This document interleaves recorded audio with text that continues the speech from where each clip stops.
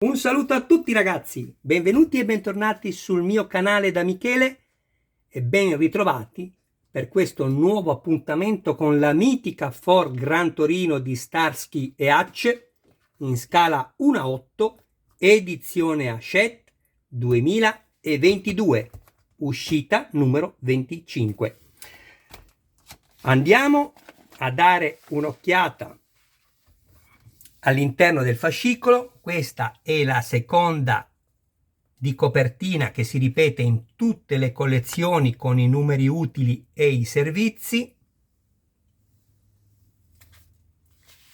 e qui vi esorto a leggere il fascicolo così come anche nelle altre collezioni, perché ci sono cose veramente interessanti.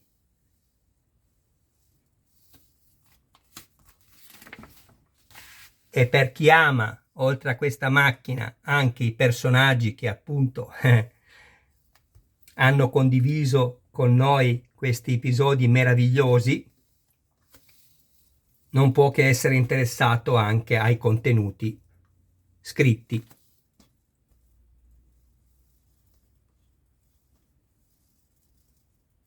Cerco di mettere un po' più di luce, vediamo se ce la faccio.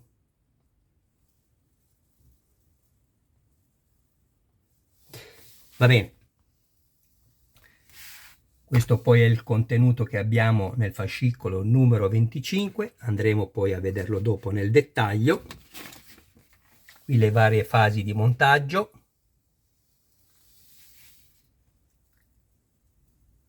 Sta prendendo sempre ovviamente più corpo questo meraviglioso modello.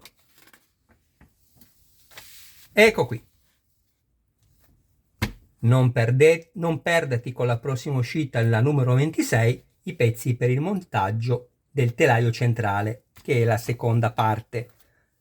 Chi mi segue lo sa, io ho già il numero 26 e anche il 27, quindi seguitemi. Andiamo subito a vedere quello che troviamo all'interno di questo numero 25.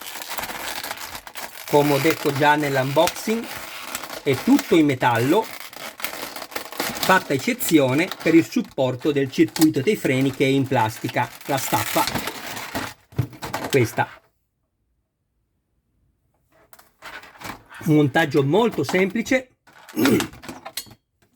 Scusate.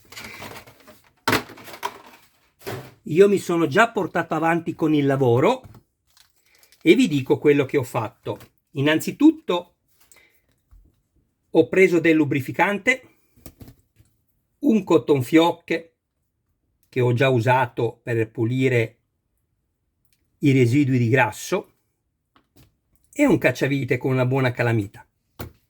All'interno troveremo le viti DM, come potete vedere qui ne abbiamo solo una perché 3 sono già state avvitate nelle parti del telaio che adesso andremo a vedere. Colore nero, lettera finale M di metallo. Questa vite va avvitata esclusivamente sul metallo e il consiglio che vi do è sempre quello di crearvi i filetti.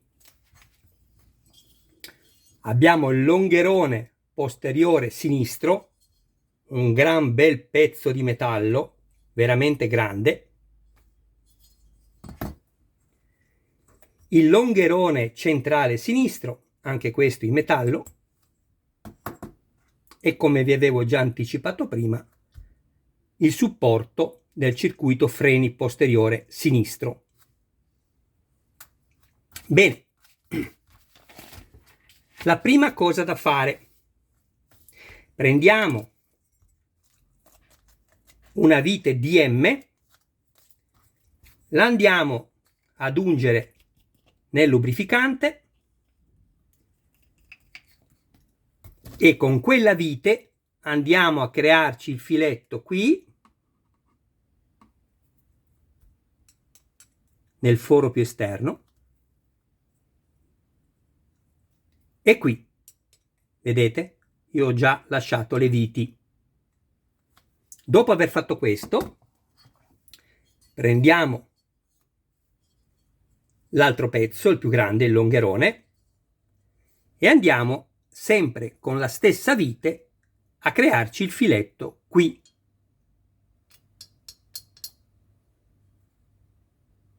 Va bene? Perfetto. A questo punto la prima cosa da fare, prendiamo il nostro pezzo così,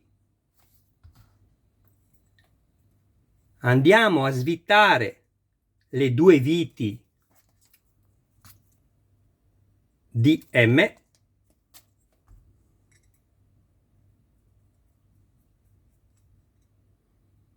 pulite gli eventuali residui di grasso con un cottofiocche o una pezza,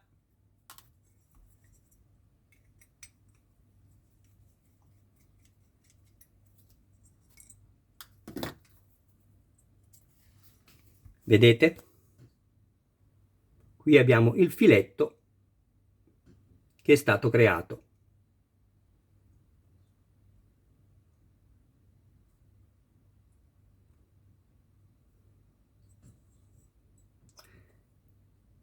Sto cercando di mettere a fuoco le immagini. Eccolo qui, questo più lucido. Allora, a questo punto prendiamo semplicemente questo così e ci dice di andare a inserire questo dalla parte dove i due perni sono più vicini come distanza. Vedete qui la distanza è più breve rispetto a questa, ma non vi potete sbagliare perché comunque la posizione corretta è questa, ma se andrete ad inserirla così è impossibile, quindi non potete sbagliarvi. Comunque la lettera, in questo caso la L, poi quando monteremo il lato destro ci sarà la R, va messa verso il motore. Andiamo adesso a stringere la prima vite di M.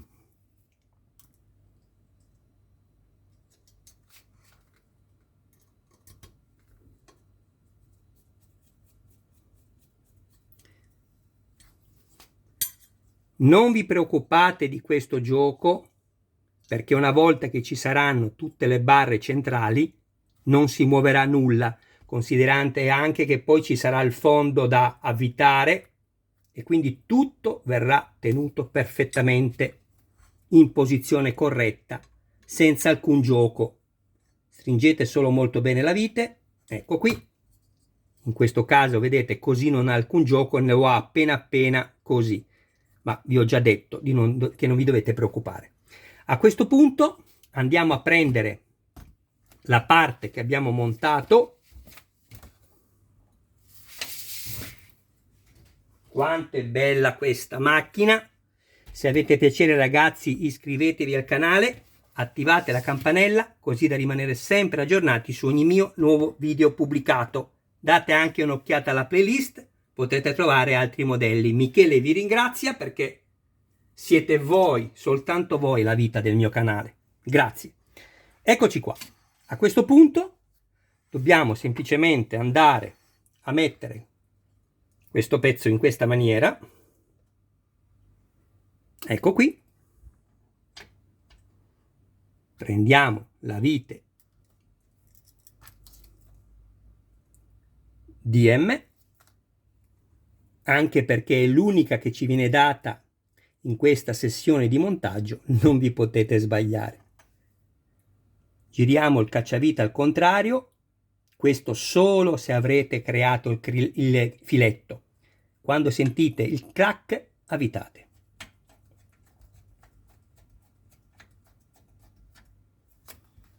Usate un cacciavite buono, non usate cacciaviti con manici piccolini perché non riuscite a fare la giusta forza, ok? Ecco qua, perfetto. Anche questo, vedete, ha un po' di gioco, non vi dovete preoccupare. Vi ho già spiegato tutto prima, non dovete preoccuparvi. A questo punto andiamo a svitare l'ultima vite di M.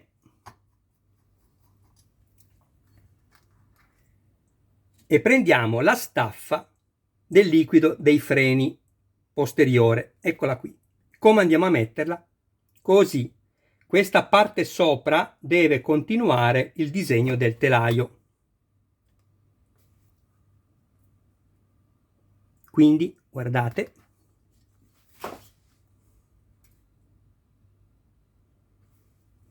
Ecco qui.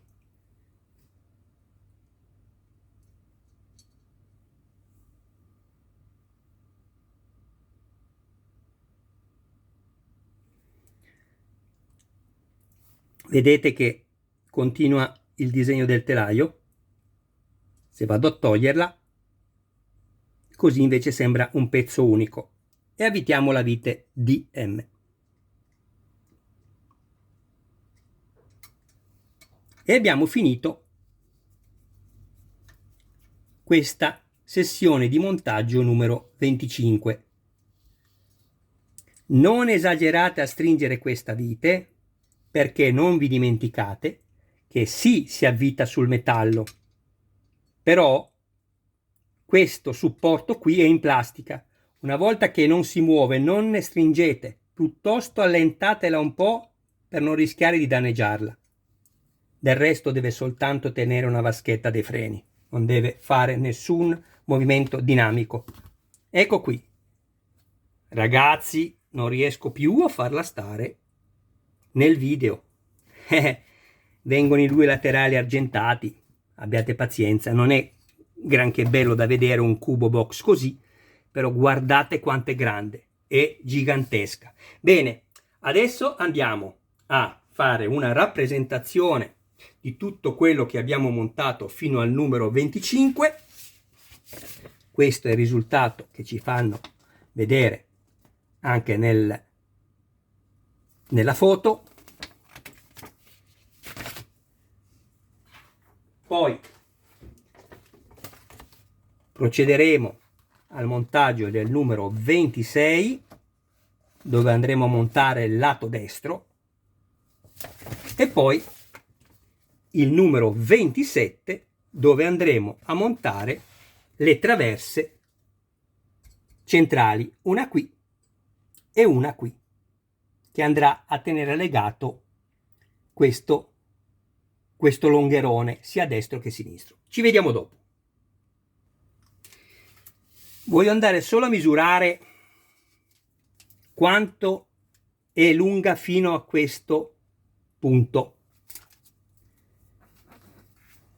Siamo a 62 centimetri.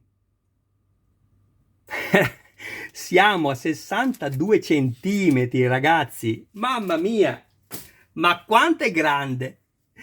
Guardate che spettacolo! Che spettacolo!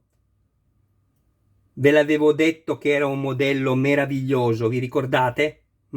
Per chi poteva farlo ho detto, mi raccomando, se vi piace fate questa collezione, anche se devo dire, al di là del fatto che ho un canale e quindi la gente si potrebbe ovviamente fare domanda e dare risposta da sé dicendo Michele, è ovvio che dici questo perché non ti stanno guardando come montaggio. Beh, non è per quello che lo dico, è ovvio che il canale, se viene visto, va avanti meglio, no? Questo è ovvio. No, quello che mi chiedo è come mai le persone non hanno apprezzato questo modello.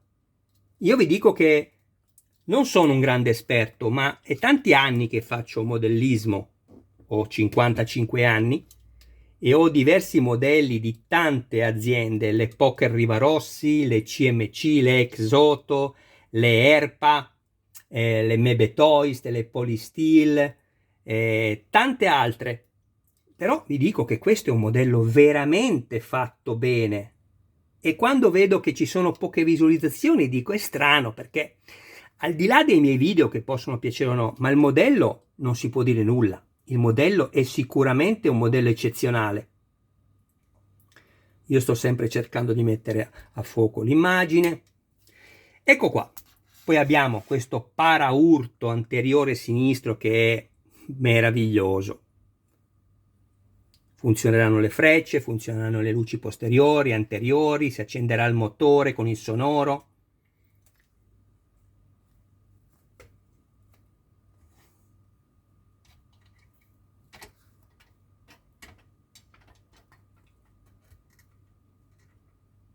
Ecco.